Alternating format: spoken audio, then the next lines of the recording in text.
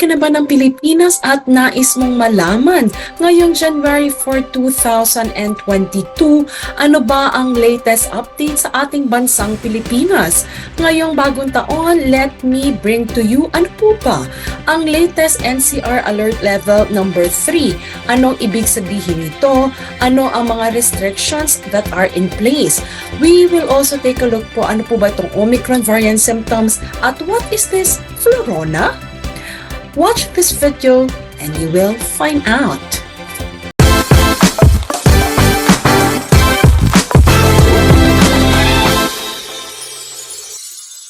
Magandang araw po sa inyong lahat mga kabayan at kaibigan and welcome to our January 4, 2022 updates kung saan dadalan ko po kayo ng latest na balita mula po sa ating bansang Pilipinas. Ika-4 pa lang pong araw ng bagong taon ngayong January pero napakadami na po ng mga balita na ating nakakalap mula po sa ating bansa.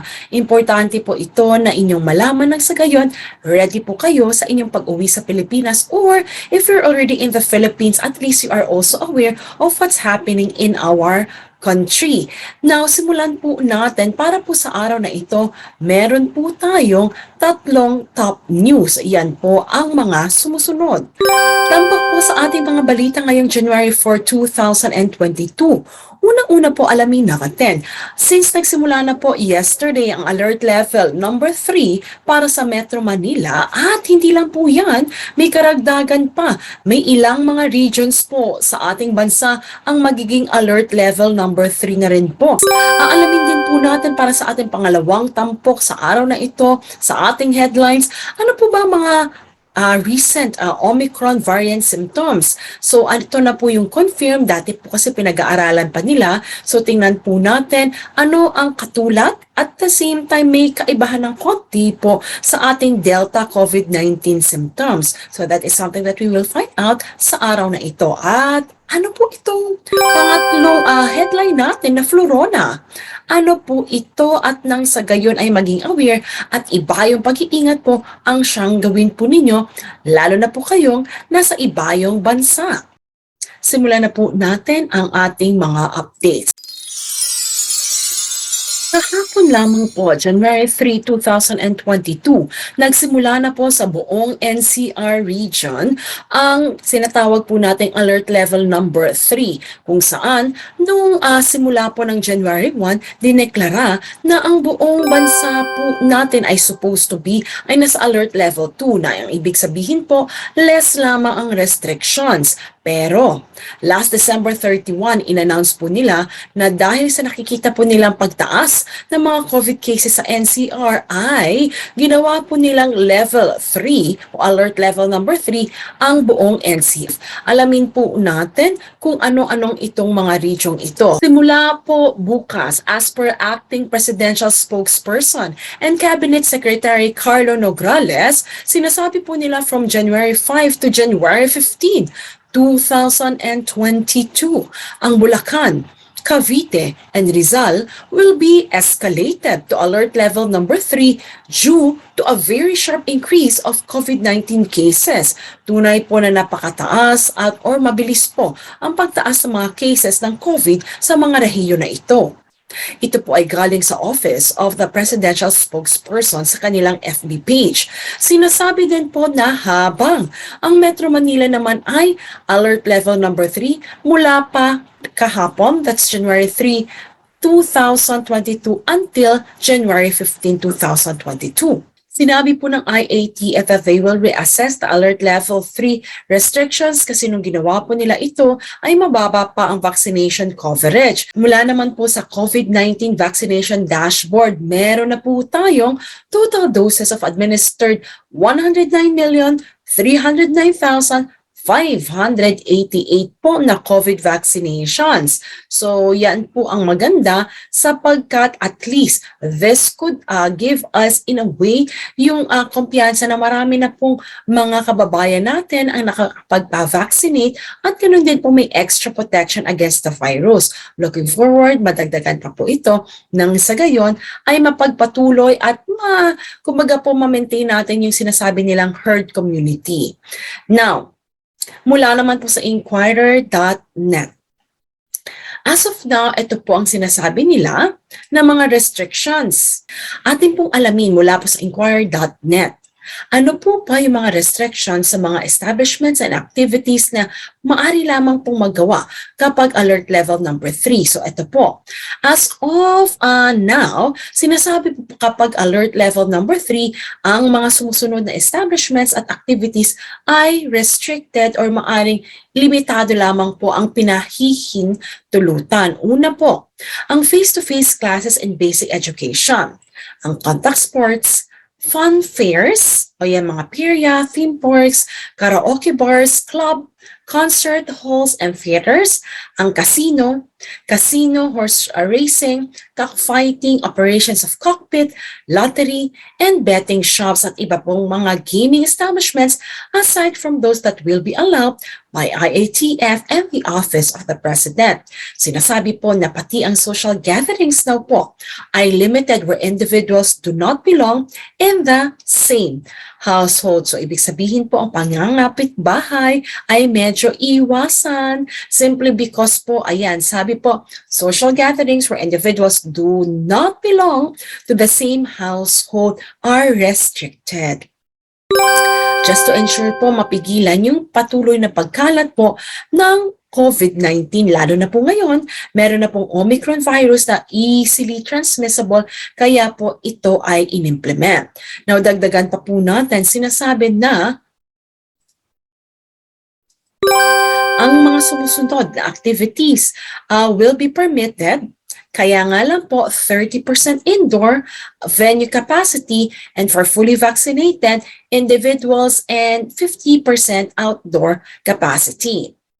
Ito naman po mga sumusunod na activities ay maaari pong payagan or it will be permitted provided that it will only have 30% indoor venue capacity for fully vaccinated individuals. At kumpara naman po sa not vaccinated, 50% outdoor capacity naman po. Tingnan po natin. Siyempre, yung ilan po dito, indoor lang po talaga ang pwede, like cinema, right? And then yung meeting rooms, incentives, conferences, or an exhibition, yung tinatawag po nating MICE, and then social events such as wedding, parties, engagement, debut, birthday parties, tourist attractions including libraries, amusement parks, recreational venues, in-person religious gatherings, other permitted activities under alert level number 3, 30% indoor venue capacity and 50% outdoor capacity. Kasama na po dyan ang licensure exam, dining services, personal care services, fitness studios, non-contact sports, film, music, and television production. At iyan po ang summary kung ano po ang pwede nyo ma-expect when it comes to alert level number 3.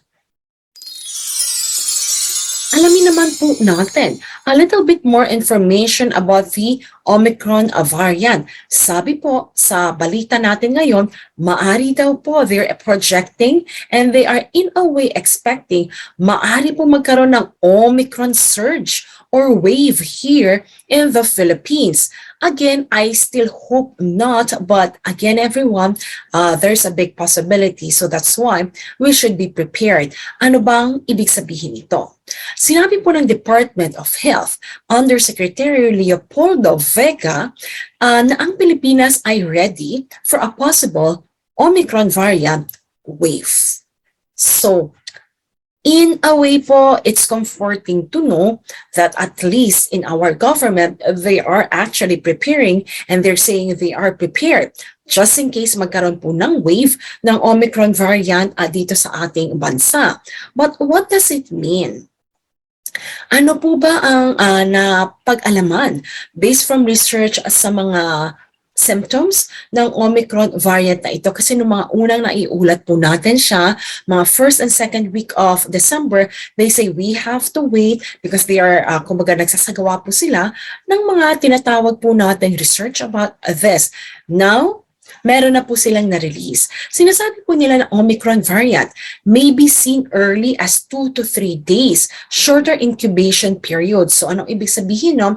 Compared po sa Delta at mga naunang klase ng COVID-19, ang mabilis po siyang makita 2 to 3 days. Unlike for some, it might, kumbaga po, reach 5, 7 days. That's why ang haba ng quarantine natin.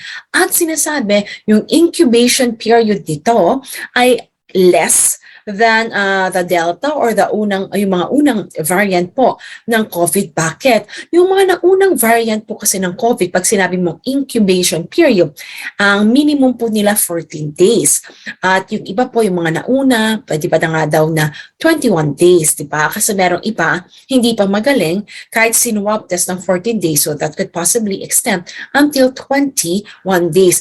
Dito, hindi po nila tinukoy specifically gaano ka-short or gaano ka-shorter yung incubation period ng Omicron virus. Ang sinabi lang po nila, mas maikli compared po dun sa dati. So, I'm expecting, if that is the case, it might be. Pero mga kabayan, intayin natin yung official, kumbaga, statement nila.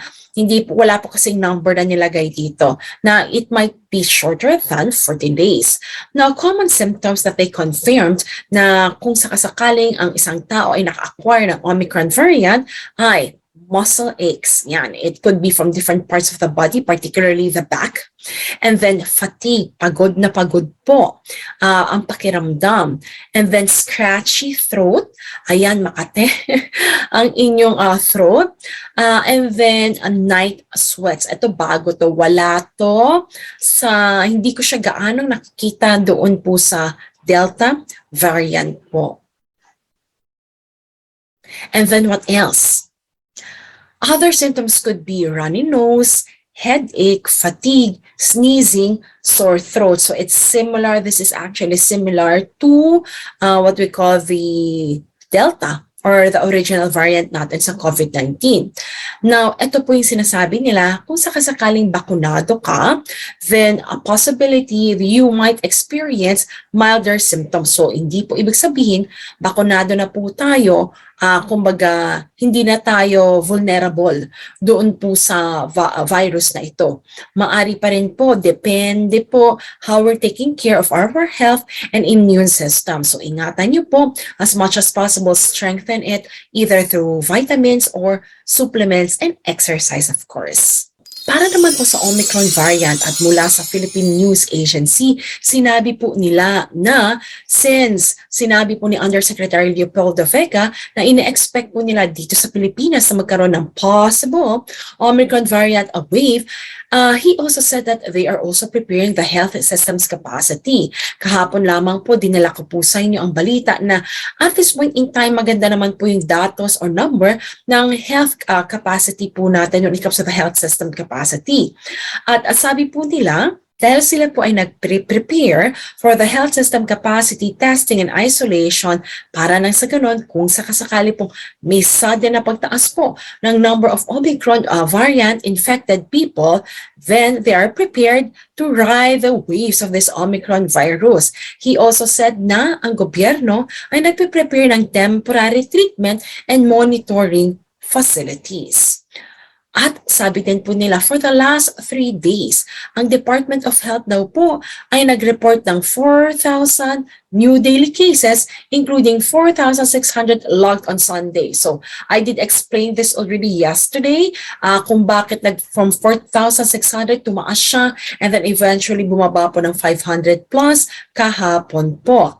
Now, sabi po nila, what should we know regarding the Omicron variant? Sinabi po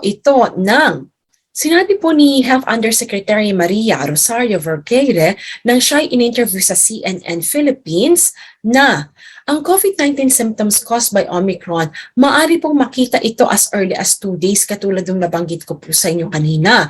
It has also shorter incubation period compared to the other variants of the concern. Kung atin pong babatayan ang mga naunang reports po from South Africa, ang sabi po nila, sa tingin po nila, after much investigation and at the same time research na ang effect po ng Omicron variant ay hindi kasing lakas fast as other variants. It is milder at among other fully vaccinated people compared to other previous variants. Ano naman po itong pangatlo po na ating headlines? Ano po itong FLURONA? Narinig niyo na po ba ito? Ito po ay combination ng flu plus coronavirus. Opo, narinig niyo po na merong pong possibility na ang flu at coronavirus ay mag-combine in just, kumbaga po sa isang tao. Naku po, ano kayang feeling nun? I believe nakapanghina talaga yon.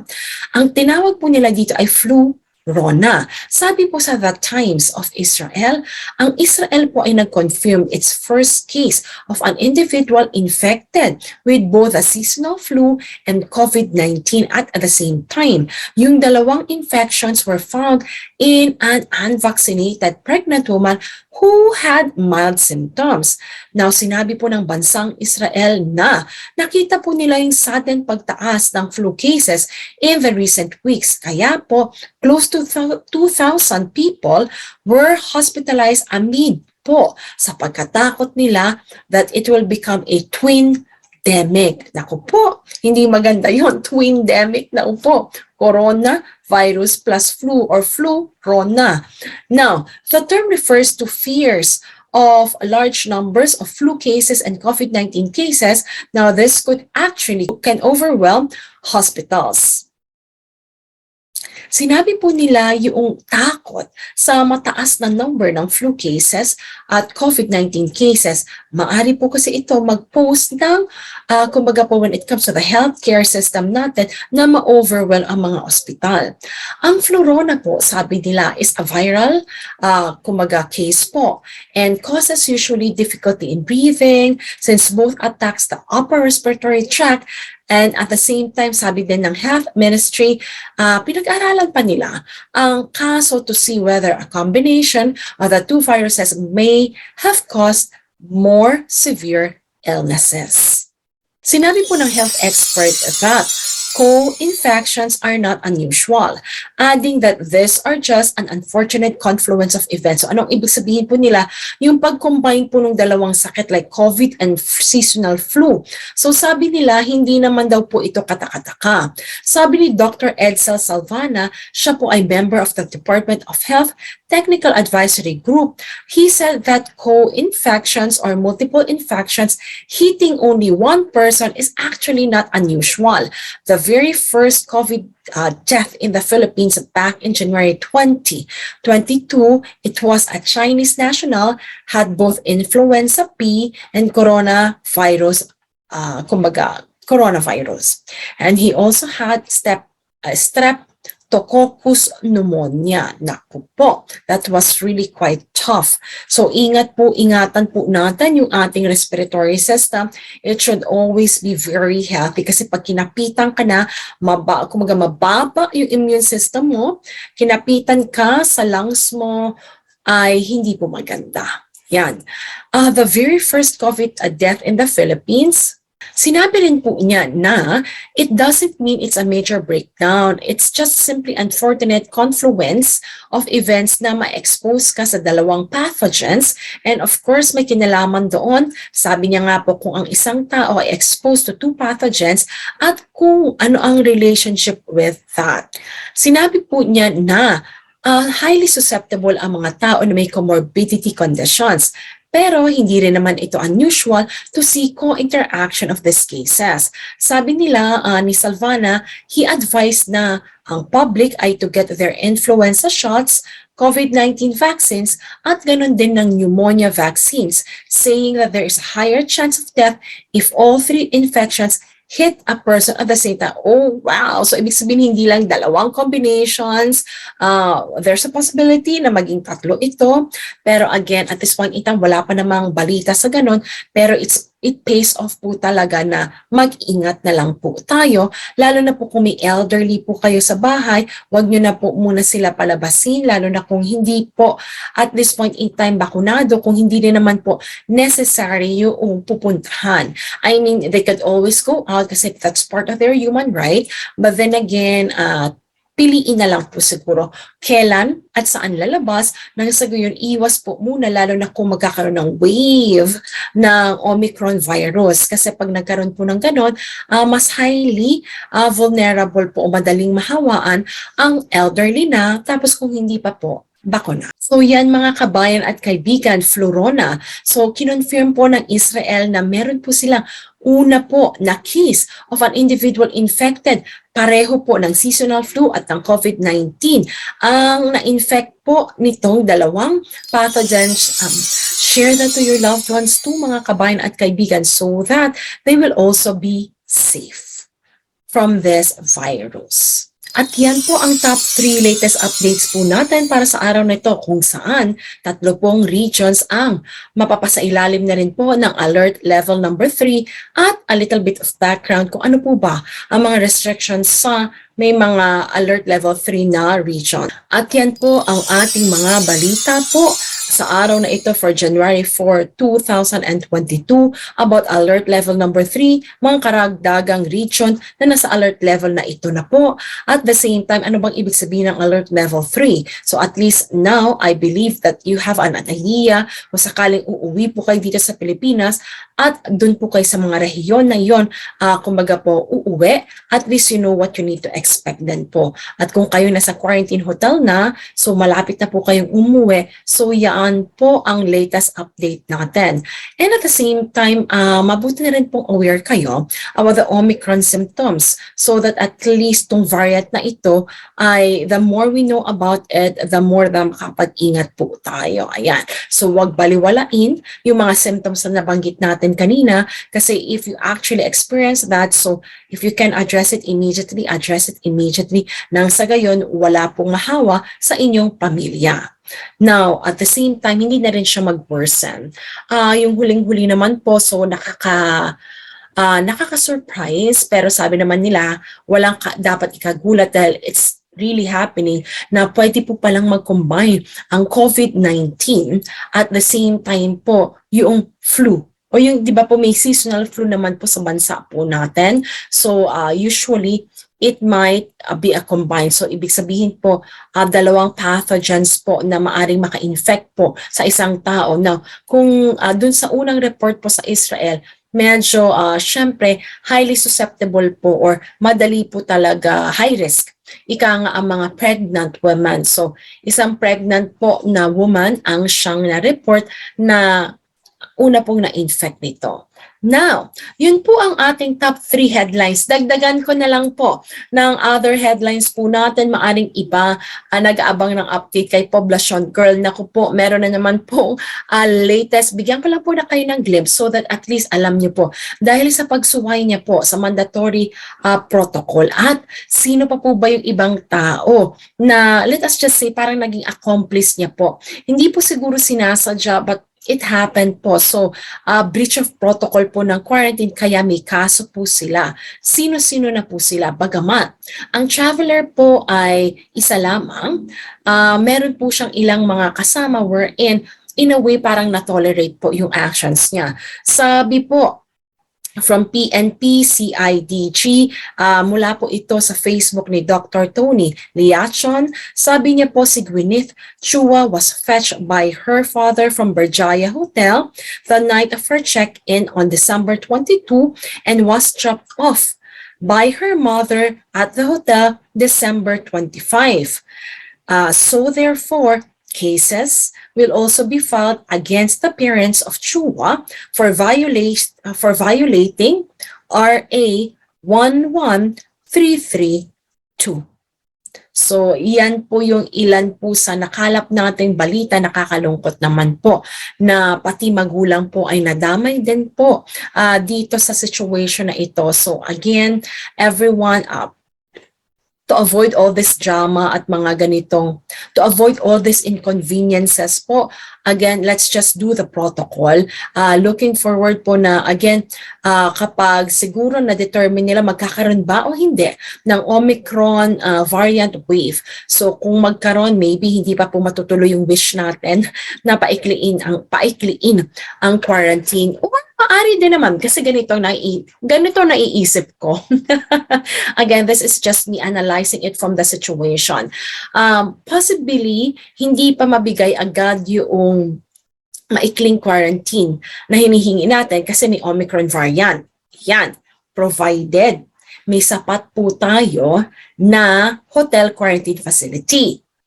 Kung sakasakaling mangyari po muli, yun nangyari last December po, napaubos na po, parang kumbaga nagra-run out po ng hotel quarantine facility, then who knows, there might be a possibility, hoping they can take into consideration kung nagkukulang na po ang hotel facility because of this. Again, maaring magkaroon ng sudden wave ng Omicron, sana po home quarantine na lang ang mas mahaba at saglit na lamang po sa hotel quarantine. Kumbaga, kukumpletuhin pa rin naman yung quarantine required para at least maiwasan ang hawahan. Pero sana, instead of sa hotel, para at least kung lahat ng tao siguro magka-quarantine sa hotel na pauwi dito sa Pilipinas, sige lang. Pero sana ma-determine, kasi sabi nila yung Omicron naman po, shorter yung incubation period niya at madaling mag-manifest. So nakikita siya agad. So at least if that is the case, yung konting time na lang po sa hotel sana, yun yung talagang ano po yung madidiscover or ano po yung mako-confirm na total number of days that you need in order for the government to know kung you are actually infected with the virus. So hoping hindi na siya ganon kahaba. And then the rest, spend it at home quarantine. Well, this is just my opinion. So that at least many people, kasi ang nangyayari po, chain reaction. The way I analyze things, kasi ganito. Since kailangan po magstay sa hotel quarantine, di ba po, at marami ang umuuwi.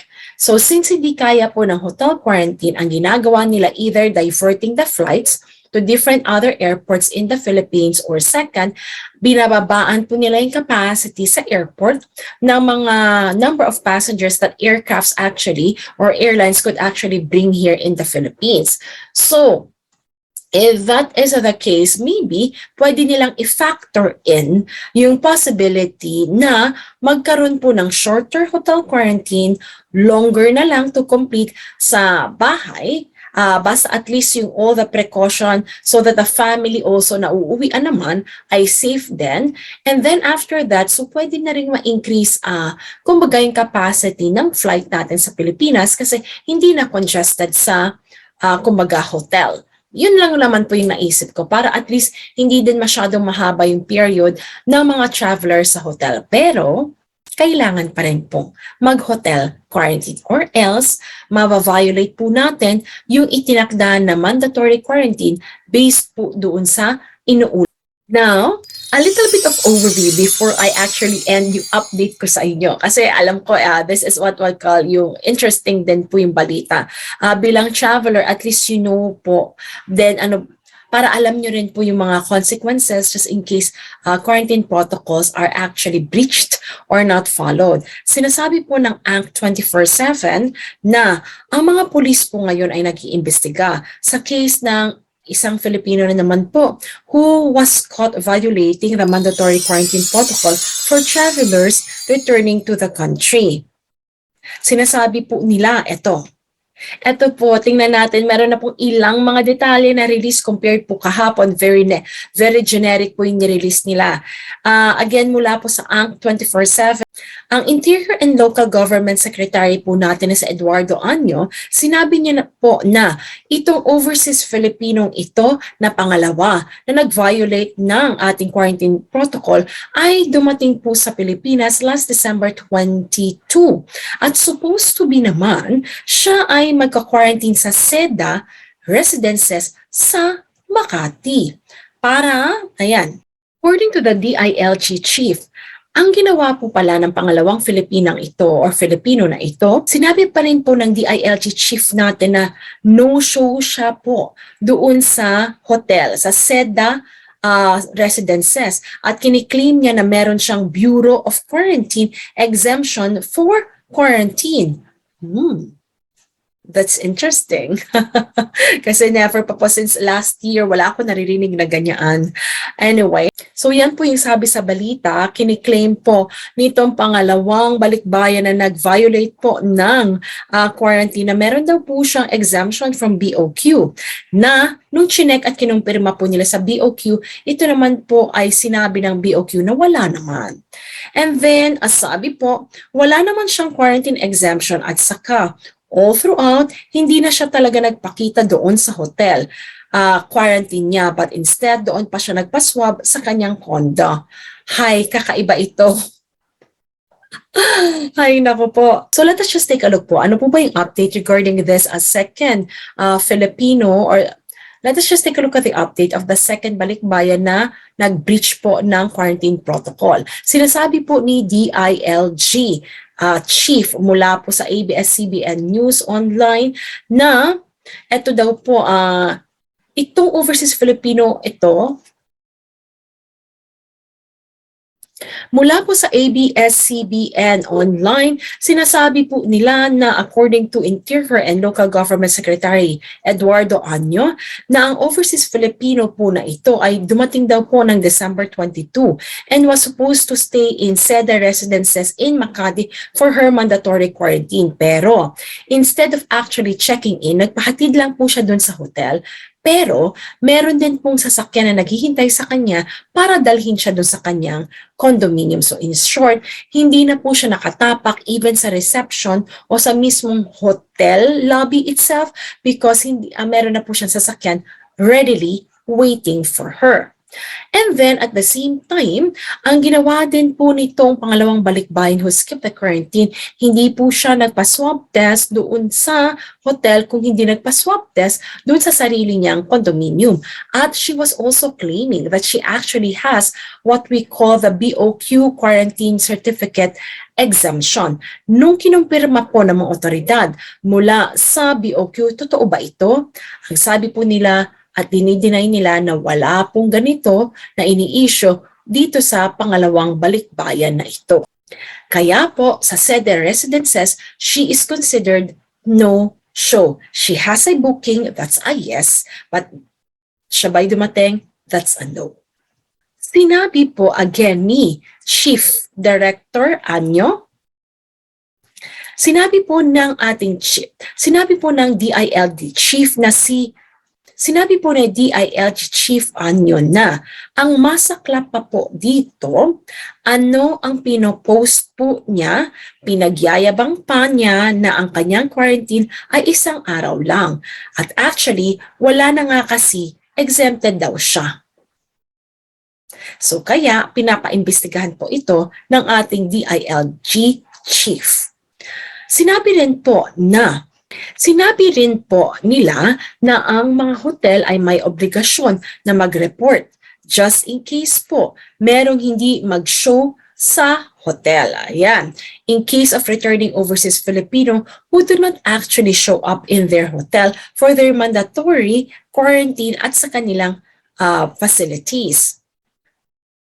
In fairness to SEDA, hotel, gumawa naman sila ng no-show report addressed to BOQ and Department of Tourism na no in compliance with directive. That's quite good to hear. And then this is the second case known after another Filipino, yung nabanggit na po natin kanina na si Gwyneth Chua po, na tinagurian po na. So with that everyone, yan po ang ating latest update dito sa Pilipinas at aalamin po natin again by tomorrow ano pa po yung mga maiinit na balita na very relevant po sa ating mga travelers at nang sa gayon ay handa kayo pag uwi nyo sa Pilipinas or kaya mapagbilinan naman po ninyo ang inyong mga mahal sa buhay. At ganon din po, yung mga nandito na OFW na ating viewers. So patuloy po ang pag-iingat ninyo and enjoy your time with your family. So sa mga kabayan po natin, mga viewers at subscribers na nandito na po sa Pilipinas, patuloy po kayo mag-ingat. Iba yung kumbaga po pag-iingat while you are enjoying your time with your family. So muli po everyone, if you find this video helpful, please click like at iniimbitahan ko na rin po kayo to please subscribe to my channel so that you can get updated with the recent video at rin po latest mga tutorials po natin. Muli everyone, this is Jamey Iris simply saying thank you so much for watching and have a great and lovely day. And have a great day, everyone.